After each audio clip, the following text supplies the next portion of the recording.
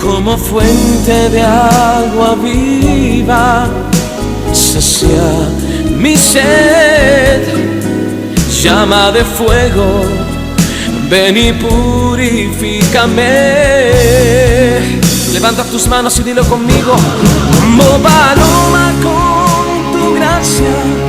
Muy buenos días, continuamos en esta mañana, un día comienzo de semana. Le agradecemos a nuestro Dios por su participación, igualmente usted que nos sintoniza en cualquier parte de la Unión Americana, aquí en este país, que Dios nos ha permitido traer esta palabra a su corazón, a su vida, a su persona, para que sea construido, edificado sobre el fundamento de los apóstoles y profetas, siendo la principal piedra del ángulo nuestro Señor Jesucristo.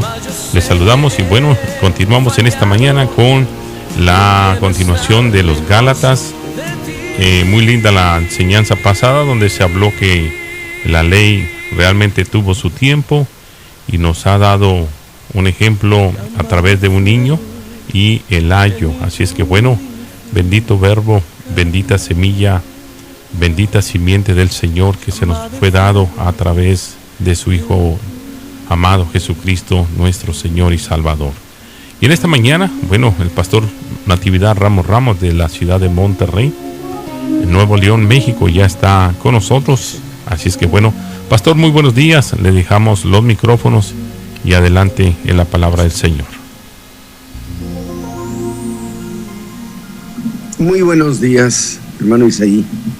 Verdaderamente es un placer abrir estos días hábiles de la semana y seguir enseñando, trabajando, reflexionando hasta donde nos permite la oportunidad sobre estas verdades eternas tan preciosas y sostener el punto de vista de este evangelio, del evangelio de Jesucristo.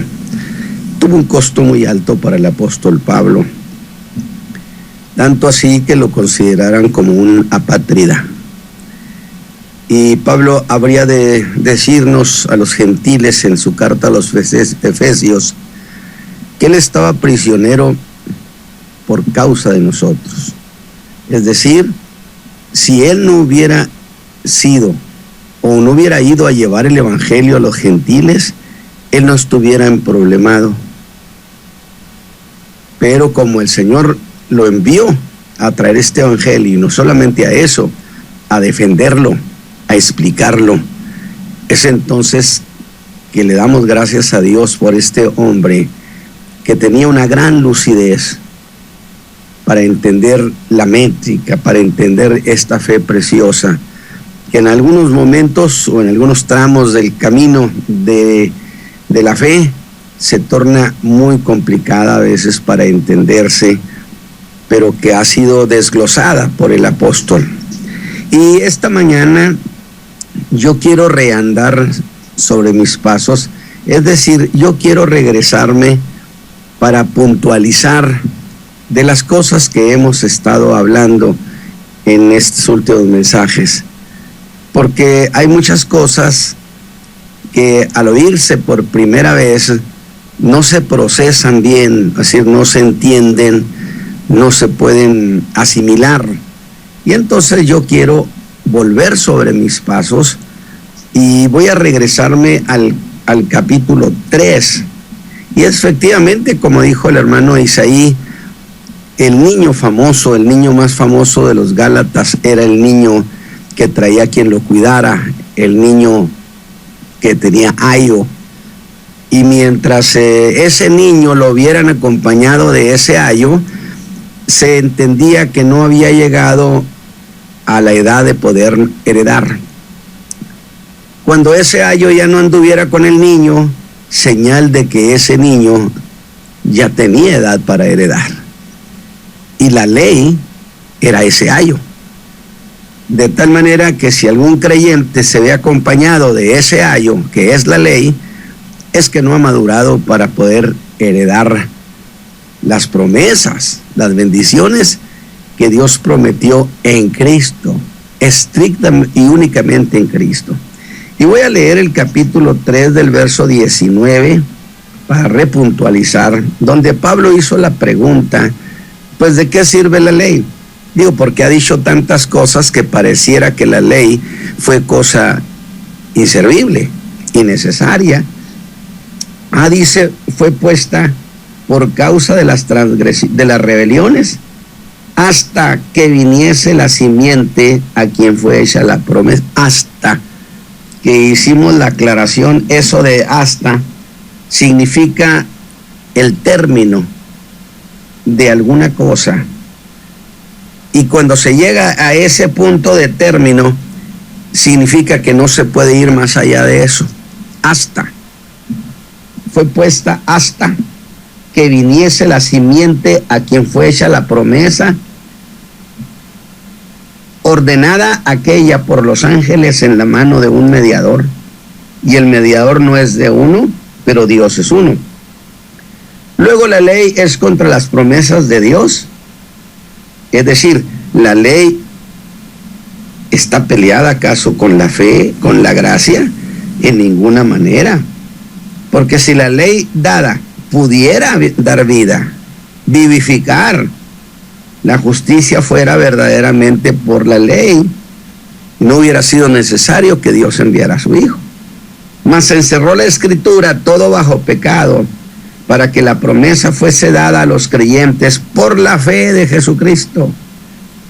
Empero, antes que viniese la fe, estábamos guardados bajo la ley, encerrados para aquella fe que había de ser descubierta. De manera que la ley, nuestro ayo, fue para llevarnos a Cristo, para que fuésemos justificados por la fe.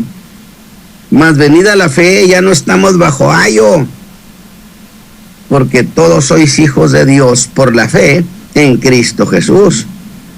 Porque todos los que habéis sido bautizados en Cristo, de Cristo estáis vestidos.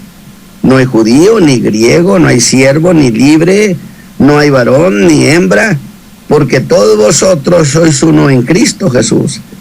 Y si vosotros sois de Cristo, ciertamente la simiente de Abraham sois, y conforme a la promesa, pues somos herederos. Muy bien, pues entonces dije que quiero reandar sobre mis pasos. Y la primera cosa útil que Pablo nos presenta de la ley es que fue puesta a causa de las transgresiones, a causa del pecado, hasta que viniese la simiente, que es Cristo, hasta que viniese Cristo, a quien fue hecha la promesa. ¿Cuál promesa? De que en él serían benditas las naciones de la tierra. Y que yo expliqué, Pablo fue muy claro. Cuando dice que tu simiente, le dice a Abraham, en ella serán benditas las naciones, no está hablando de todo el mundo judío. Está hablando específicamente de la simiente en singular, que es Cristo. Para que no se apunten, dijo, todos los demás. Esa es la tesis de Pablo.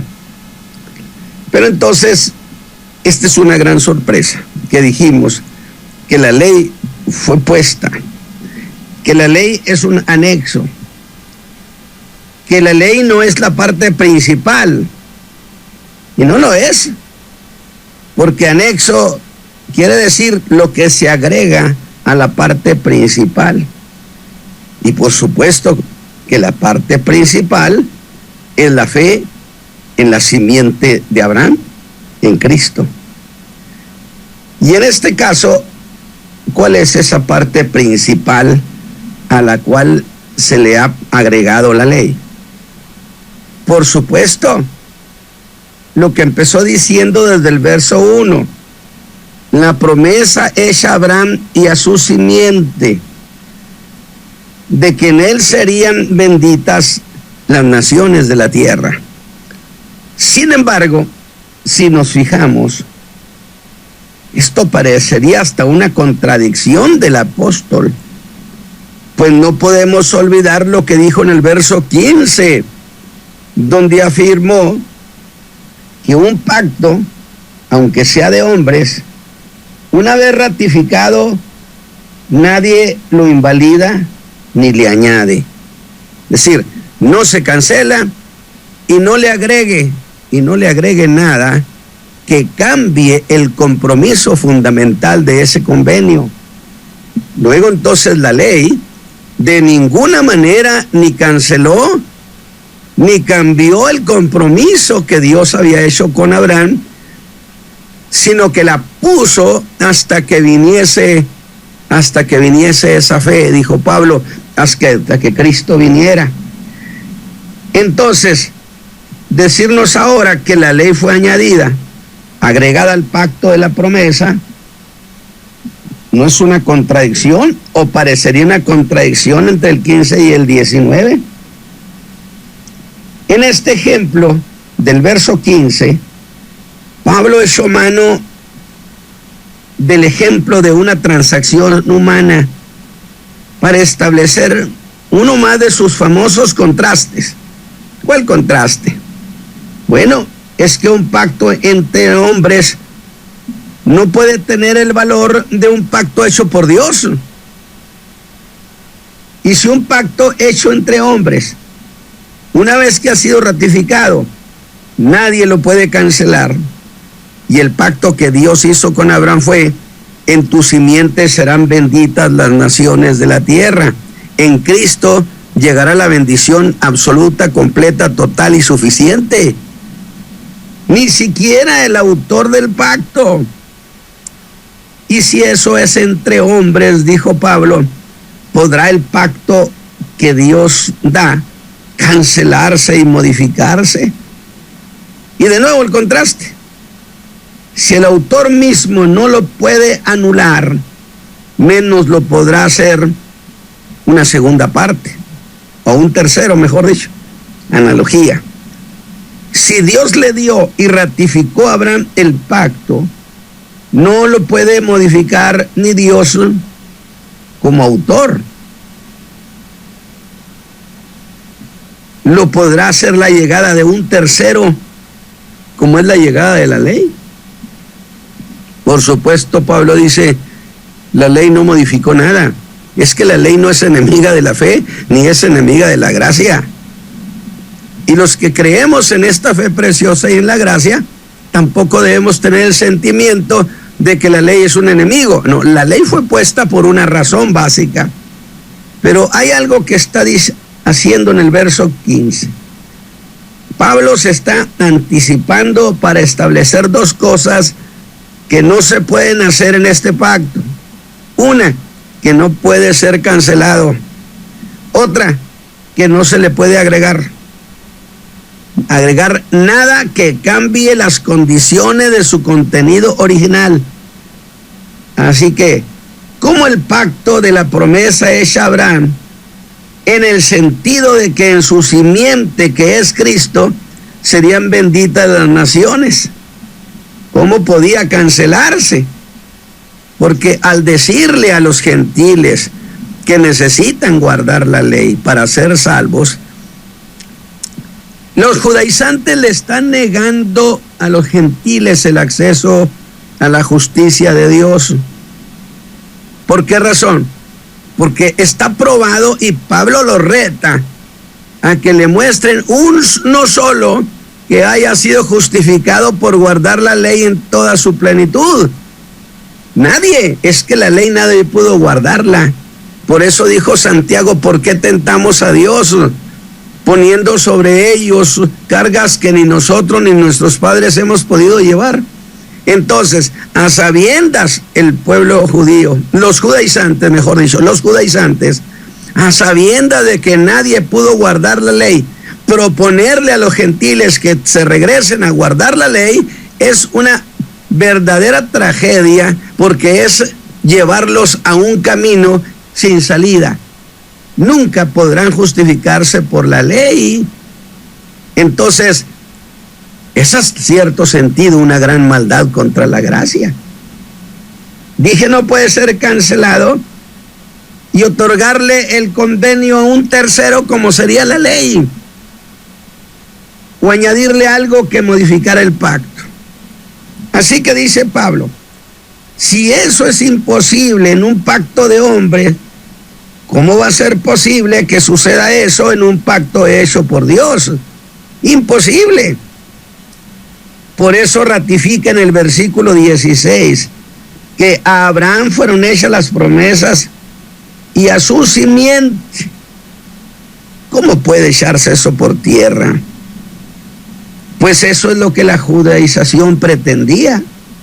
Pretendía invalidar la fe de Cristo, invalidar la promesa hecha a Cristo, que es quien justifica, para atribuirle a la ley el derecho de justificar, cuando que por la ley nadie se puede justificar. En el fondo, eso es lo que se discute, la justificación.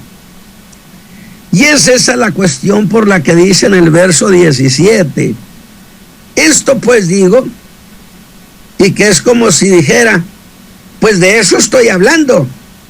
Por eso el ejemplo, que el pacto previamente ratificado por Dios para con Cristo, la ley que vino 430 años después, no lo abroga para invalidar la promesa. ¿Cuál promesa? Pues de que Cristo era el que iba a bendecir a las naciones y que en la fe de Cristo estaríamos completos y suficientes. A Cristo, señores, no se les puede disputar la promesa, pues Dios mismo le dio esa promesa a Abraham. Y además la ley jamás vino para disputarle la titularidad a Cristo. Por el contrario, ella vino para llevarnos a Cristo. Por lo tanto, con su llegada, en nada se cambió el contenido de aquel viejo pacto y por lo tanto no existe contradicción alguna entre la ley y la gracia, en absoluto.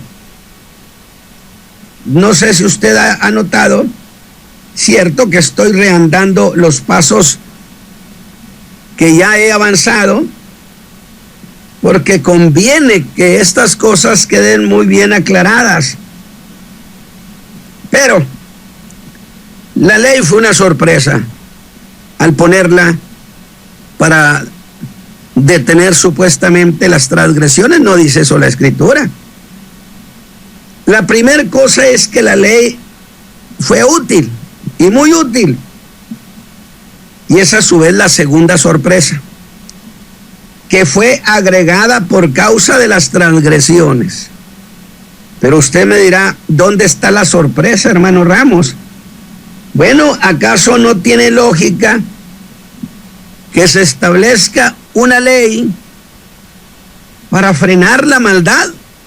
Usted me va a decir, claro, hermano, la ley frena la maldad. ¿No es acaso la ley una barrera de contención a los que hacen mal? Bueno, yo entonces tendría que contestarle conforme a la idea de Pablo, que eso sería lo más normal. Pero aquí viene la sorpresa, que la ley no fue dada para lograr eso. Lo dice Romanos 5:20 y lo dice por demás claro. La ley entró para que el pecado creciera. La ley entró para que se notara más lo que era el pecado. Y 1 Corintios 15:56 no deja lugar a dudas que el poder del pecado es la ley. Ahora, estas dos declaraciones de Pablo parecieran llegar a la conclusión de que la ley lo único que hizo con el pecado es hacer que se engrandeciera, que se hiciera más notorio y más poderoso que nunca. ¿Es cierto? Eso hizo la ley. Pero ¿cómo iba a lograr eso si la ley es santa, es justa y es buena? ¿Cómo entonces lo que es santo, justo y bueno puede dar ese fruto. ¿No es eso lo que Pablo ha dicho? No. Su punto de vista es este: que antes que la ley llegara, los hombres sentían que no eran tan pecadores. Incluso los judíos no se sentían pecadores. Se lo dijeron a Jesús: nosotros no somos pecadores, nosotros somos hijos de Abraham, y los hijos de Abraham no pueden ser contados entre los pecadores. Nosotros no somos pecadores. Tú estás endemoniado y eres un enemigo del pueblo de Dios. ¿Cómo nos vienes a decir a nosotros que somos pecadores? Pero cuando la ley llegó, y aquellos que pusieron cuidado en la ley, les puso muy en claro que eran más pecadores de lo que ellos creían, aunque siguieron haciendo los mismos pecados. Es decir, la ley les dijo: mira, aquí eres tú, no pienses que eres poquito pecador. Y la ley les mostró que eran verdaderamente grandes pecadores, aunque siguieron haciendo los mismos pecados. Ahora, se dieron cuenta que eran muy pecadores, lo que es equivalente a decir que el pecado creció. Esto es lo que hizo la ley. La ley no frenó el pecado, la ley no transformó las vidas de nadie, la ley no lo quitó de la esclavitud del pecado. No hizo eso la ley, porque la ley no vino para eso. Vino para hacer notorio el pecado, vino para que el pecado se creciera, que se hiciera más poderoso. Eso se manifestó cuando, queriendo dejar de hacer el pecado, en el capítulo 7 de Romanos, el hombre que quería hacer el bien, no pecar, y que puso toda su voluntad para no pecar, descubrió que no podía. Descubrió el poder que tenía el pecado sobre ellos, y descubrió que era un esclavo del pecado, y que aunque él quería guardar los mandamientos de Dios, el pecado que estaba en él le ordenaba lo contrario, que gritó: miserable hombre de mí, ¿quién me va a librar de este cuerpo de muerte? Ahora, ¿y eso en qué beneficia? Por un lado, en que al ver cómo crecía el pecado, se dieron cuenta que necesitaban la intervención de uno que tuviera un poder superior al poder del pecado. Alguien que tuviera poder, y mayor poder que el pecado que tenía, que el poder que tenía el pecado sobre el hombre. Luego entonces, la ley lo que hizo fue llevar a los hombres hasta aquel que podía con el poder del pecado. Esa es una de las segundas sorpresas de la ley, la utilidad de la ley. Me exhibió como pecador, me llevó al punto donde yo estaba espantado de lo que yo era, y yo le pediría a la ley que me ayudara. Ella dijo: es que yo no vine para eso, yo vine para mostrar lo pecador que eres y el riesgo en que te encuentras. Entonces la ley me obligó a buscar quien me diera libertad, y la misma ley me llevó hasta Cristo mismo. Interesante. Miserable hombre de mí, ¿quién me librará? Y entonces dice: gracias doy a Dios por Jesucristo. La ley fue el ayo que nos llevó hasta Cristo. La tercera sorpresa es que la ley tiene fecha de caducidad. Pues dice claramente cuánto tiempo iba a estar vigente la ley. Y fíjese bien lo que dije, para que no vaya a decir que dije lo que no dije. Pablo está hablando de la vigencia que habría de tener la ley en los términos de justificar al hombre. Es decir, ¿qué papel iba a jugar la ley hasta cuándo? Mostrándole al hombre su pecado. Dijo, hasta que viniera la simiente, hasta que viniera la simiente a quien fue hecha la promesa de bendecir. Ve esa caducidad, ese hasta significa fecha de caducidad. ¿Caducidad en qué sentido, hermanos? En el sentido de no tiene que seguir intentando justificarse por medio de la ley. Es que el tema es la justificación, no es otra cosa.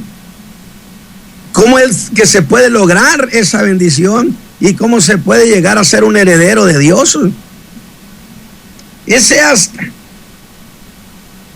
que en referencia indiscutible es el espacio de vida útil de la ley, comprendida entre ese tiempo que transcurre desde que fue dada en el Sinaí hasta que vino Cristo, la simiente de Abraham, porque usa ese hasta, esa preposición hasta, que significa hasta qué punto llega su vigencia. ¿En qué sentido? Pues en la vigencia de intentar guardar los mandamientos de Dios, y no pudo. Entonces llegó Cristo y hace posible lo que la ley no podía hacer por nosotros. Y en ese momento hasta aquí llegó la utilidad en ese sentido. Por eso dije, fíjese lo que estoy diciendo para que no vaya a decir que dije lo que no dije. Hasta que vino la simiente de Abraham. Pero para no dejar nada a la interpretación, el apóstol dice, hasta que venga Cristo. Categórico. Pues fue a él, en exclusiva, a quien se le hizo la promesa, y jamás se le hizo la promesa a todos los hijos de Abraham. Por eso los hijos de Abraham creían, no, ¿cómo que los gentiles van a estar entrando por la puerta de la fe si nosotros somos la puerta? Somos la simiente. Tienen que venir con nosotros y tienen que circuncidarse, a pesar de que Abraham fue justificado estando incircunciso. Cornelio, sobre él vino el Espíritu Santo siendo incircunciso. ¿Pero por qué vino? Por la fe. Creyó a Cristo, creyó el mensaje de Pedro, como lo dice el versículo 16, y eso es clarísimo. Y ante eso yo digo, ¿por qué entonces la insistencia de ir más allá de este límite que Dios le puso a la ley? ¿En qué límite? En términos de quererse justificar por la ley. Y ese de nuevo, límite ¿en qué sentido? En querer justificarse por la ley. Se demostró históricamente que no se pudo justificar nadie. Y también le digo que si alguno pudiera haber guardado toda la ley, tendría vida eterna, por supuesto. Haz esto y vivirás.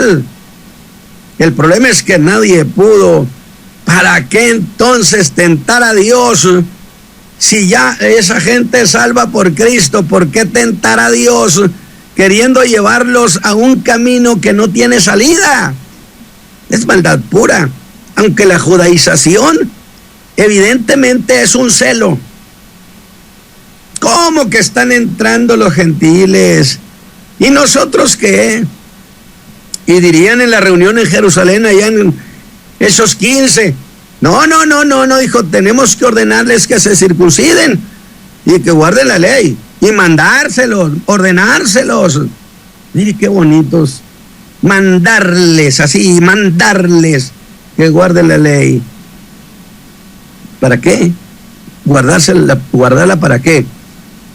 ¿A qué pudieron guardarla ellos? Ninguno pudo guardarla. Entonces, ¿qué están mandando a otros que tomen cargas que ellos jamás pudieron llevar? Jesús mismo lo diría. Pero no quiero dejar ningún detalle escondido y quiero que usted vea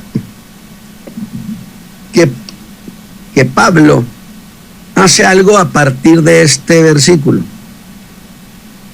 A partir de esta declaración, que significa que la ley, Dios le puso fecha límite a su utilidad. En otros versículos, Pablo establece la misma idea. Hasta aquí llega la ley.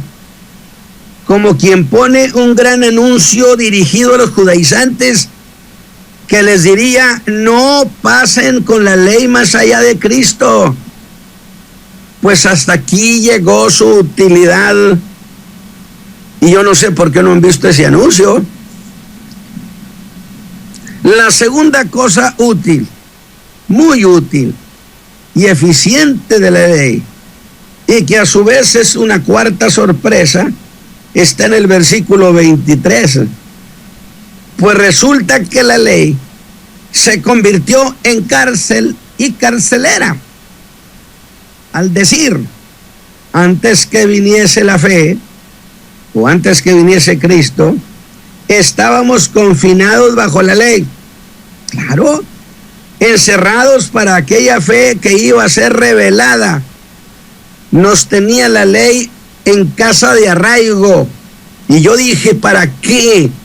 Por un lado, la ley nos tenía bajo custodia al mundo entero, para entregarnos, por supuesto, a ejecución de sentencia, o hasta que llegara alguien que nos sacara de esa condición, que pagara a la justicia divina el pecado. Y cuando Cristo llegó y pagó, entonces la ley se dio por satisfecha y nos liberó. Y ya no quedamos bajo arresto, bajo arraigo domiciliario, si lo puedo decir de esa manera. De tal manera que entonces la ley sí tuvo una gran utilidad. Pero espere, se dio cuenta de que otra vez señala hasta aquí debía llegar la ley, al decir que estábamos confinados, consignados, encerrados. Sí, pero ¿hasta cuándo? Hasta que viniera esa fe, viniese esa fe, la que iba a ser revelada, que es que Cristo da salvación por creer en Él, a la manera como Abraham fue justificado tan solo por creerle a Dios y no por guardar la ley. Así que ese tiempo que hubo entre el Sinaí y la venida de Cristo, la ley nos confinó o consignó, nos encerró a todos, hasta que esa fe fuera revelada. ¿Cuál fe? La que tiene como razón a Cristo, quien salva tan solo por creer en Él y creer en su sacrificio que pagó nuestros pecados. Y cuando esa sucede, la ley abre su prisión, se declara satisfecha y no tiene ninguna causa contra ese hombre. Se ha pagado el precio del pecado. Pero en realidad, Pablo dice que encerró todo bajo pecado, la Escritura, pero lo hizo a través de la ley.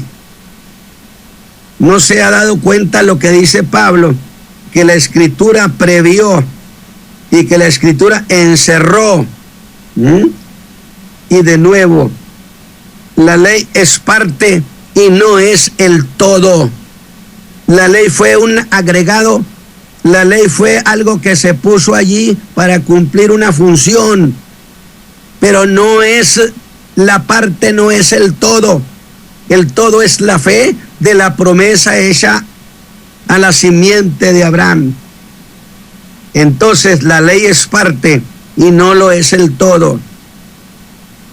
La Escritura encerró eso, pues la Escritura contiene el plan total de la salvación. Otra de las grandes utilidades de la ley, según el versículo 24, es que la ley ha sido nuestro ayo para llevarnos a Cristo. Acuérdese usted del niño más famoso de la carta a los Gálatas, el niño incapacitado para heredar. El niño que estaba bajo el cuidado de un siervo, que era el ayo.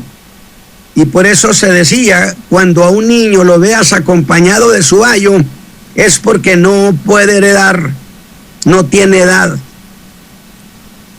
Ahora, Pablo echa mano de esa figura, que era la persona asignada para encargarse del niño, llevarlo a la escuela. Y de nuevo aquí se da hasta aquí llegó el ayo. ¿Hasta dónde? Dijo Pablo, hasta que el niño alcanzara la edad suficiente para convertirse en un heredero. Quiere decir que el ayo no va a acompañar siempre al niño. La ley no va a acompañar siempre al creyente. Llega el momento cuando el ayo se va por un lado y el creyente se va tras la fe. Más allá de eso, el ayo dejaba de ser necesario. Y otra vez, ese nuevo hasta qué, representado en el servicio del ayo, hasta que el niño alcanzara la edad para heredar. ¿Y a quién representa ese ayo? Representa la ley. Pero cada uno que viene a Cristo, por ese mismo hecho de venir a Cristo, nos convertimos en herederos y coherederos. ¿Para qué entonces necesitamos el ayo? ¿Para qué necesitamos la ley en términos de justificar, si Cristo fue suficiente para justificarnos? ¿Por qué tengo yo que pensar y poner mi confianza en que la circuncisión me da acceso a la justificación? Si la circuncisión no fue dada para eso. La circuncisión fue dada como señal entre Dios y los hijos de Abraham. Si usted es hijo de Abraham, pues circuncídese. Por supuesto, yo no le digo que no. Pero la circuncisión no fue dada por razones de salvación, sino por razones de ser señal entre Dios y los hijos de Abraham. ¿Qué le parece? El ayo tenía su fecha de caducidad hasta que alcanzara ese niño la edad para heredar. ¿A quién representa ese ayo? Le digo de nuevo, representaba la ley. Pero cada uno que viene a Cristo, por ese mismo hecho, se convierte en heredero y coheredero con Cristo. O diría usted, mi hermano creyente en Cristo, que usted se convierte en heredero acompañado de su ayo, cuando que tener ayo significaba incapacidad para heredar.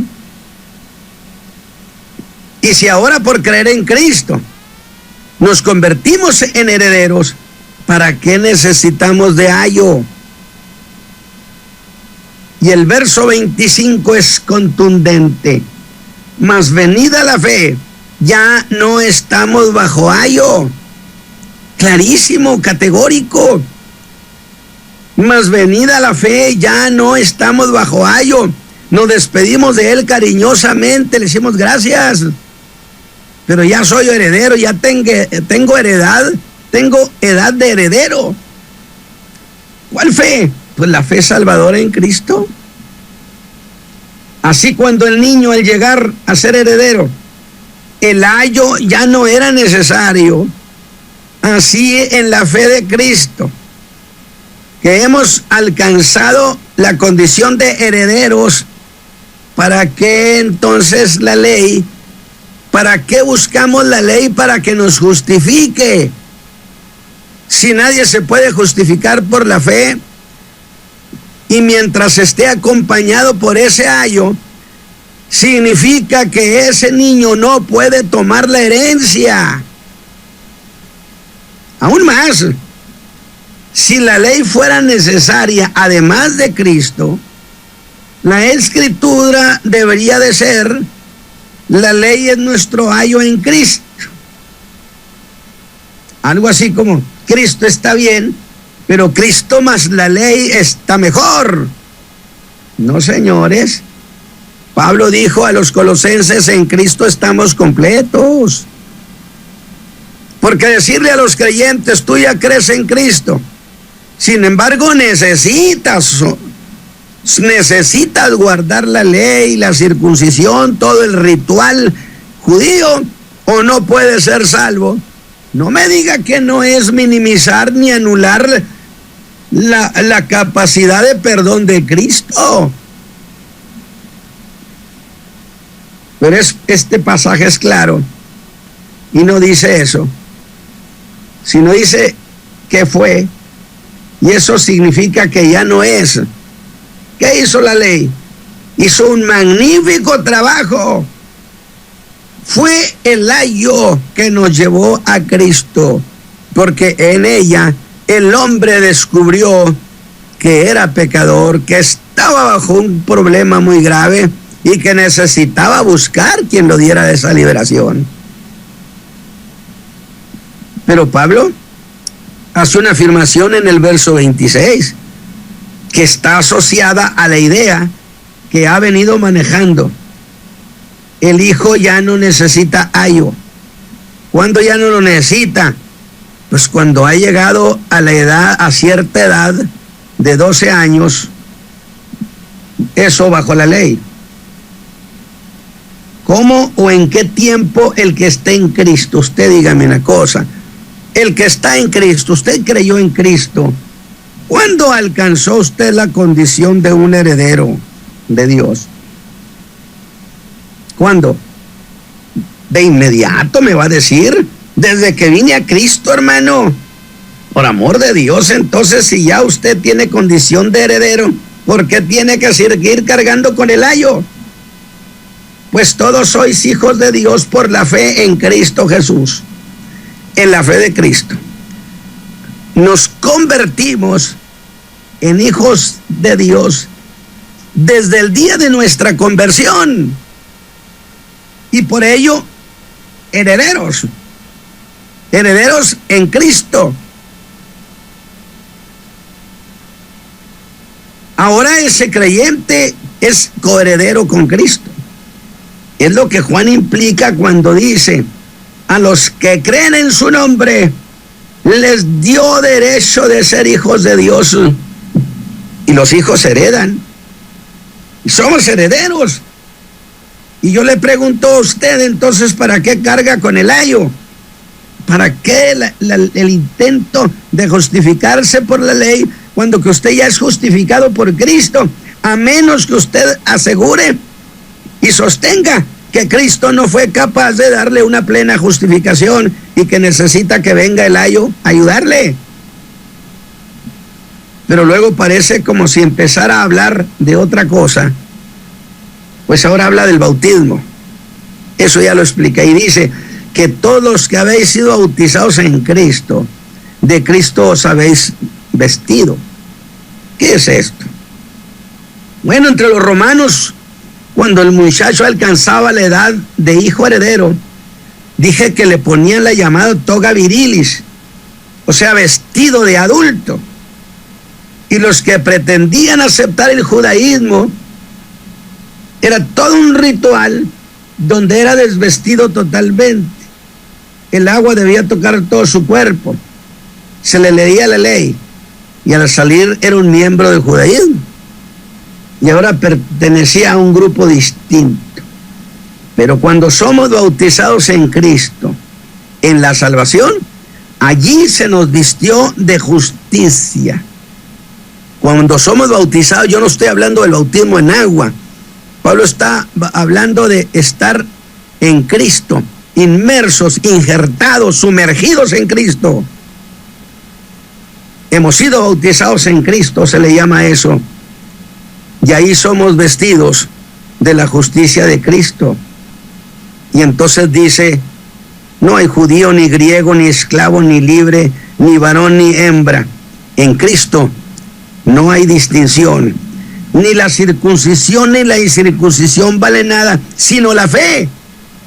Por lo tanto, el creyente es una persona sin apariencia exterior, sin nota distintiva, sin acepción de personas.